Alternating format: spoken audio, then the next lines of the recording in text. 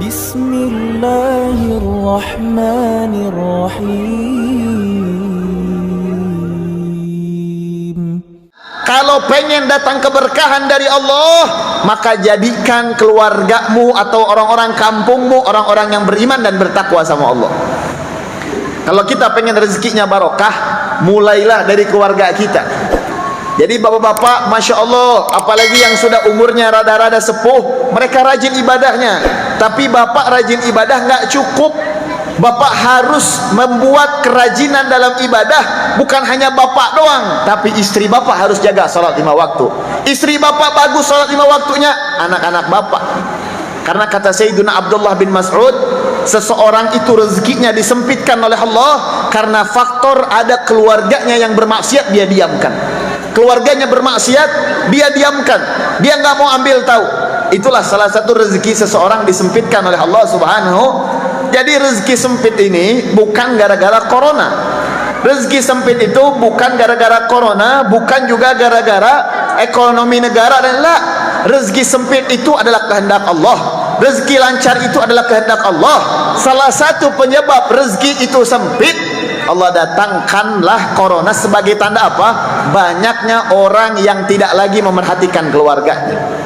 Bukankah ketika corona kita disuruh untuk lockdown, disuruh untuk WFH, bekerja di rumah? Bukan maksudnya memang secara zahir pemerintah nyuruhnya di rumah, tapi dari sisi agama saat itu kita sedang ditegur oleh Allah. Kita disuruh lebih fokus mendidik keluarga kita.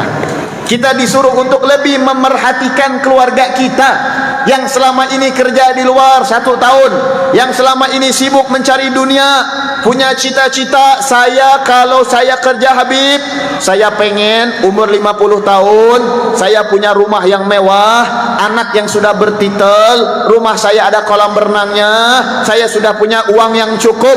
Saya pengen melakukan itu dan bekerja hari ini supaya masa depan saya cerah, supaya masa depan saya bagus dan saya tenang saat umur 50 tahun. Benar, orang-orang yang kerja keras di masa muda, ternyata umur 50 tahun dia dapat kekayaan dan tenang. Saking tenangnya meninggal dunia, nggak bisa dia dapati, tidak bisa dia nikmatin kekayaannya. Islam tidak pernah melarang untuk kita berusaha, bahkan Islam menganjurkan. Syariat tidak pernah melarang kita untuk jadi orang kaya, bahkan dianjurkan jadi orang kaya di akhir zaman. Tapi yang Islam larang adalah keterikatan hati kita dengan dunia, sehingga sholat 5 waktu kita tinggal, pendidikan sama keluarga tinggal, bacaan Al-Quran keluarga tinggal.